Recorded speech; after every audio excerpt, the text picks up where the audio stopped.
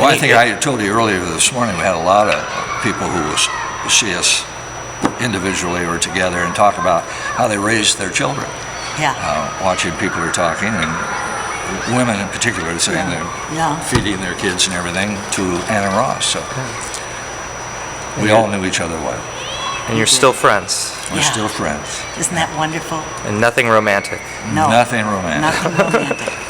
How many times did you hear that? I heard it During all the time. a lot. All the time. Yeah. And you know, I think it's probably difficult to have a romance with somebody you're working with all the time, even if you wanted one.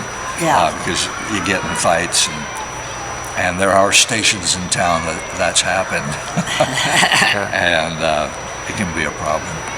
It's probably better to be friends. Yeah.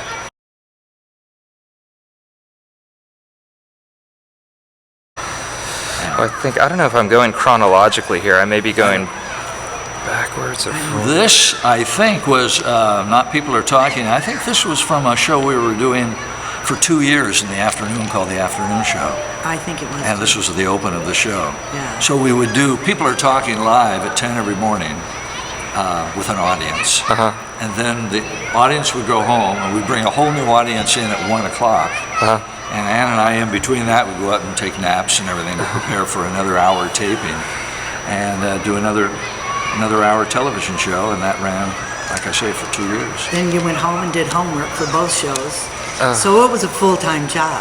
Yeah. We brought, I think of the guests we had on there, Rosemary Clooney and Cab Calloway. Yeah. And Sammy Davis Jr. And the list just went on, and they all performed. Yeah. And Alan Thicke. Sorry, this is probably People Are Talking. This is the afternoon show. Uh-huh. And Alan Thicke, they were considering doing.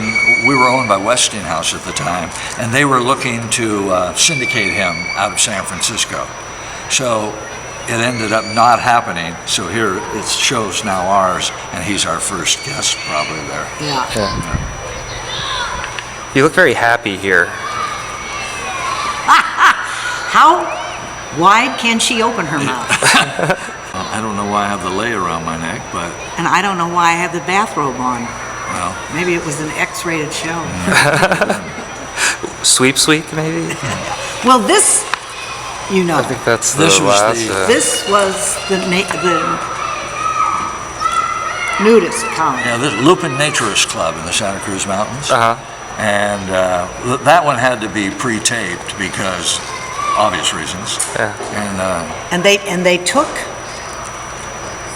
my bando and his shorts. So when the show opened, it looked like we were naked, Uh-huh.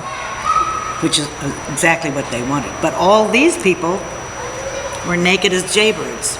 It was very interesting. At the end of the show, when the show came down, all our staff members, our cameramen and our producers and stuff, went in the back room and came out naked as jaybirds. And I went, oh my God, I know you. I work with you. I cannot see they all you. jumped in the pool. They all jumped in the pool. I remember Ann made a comment.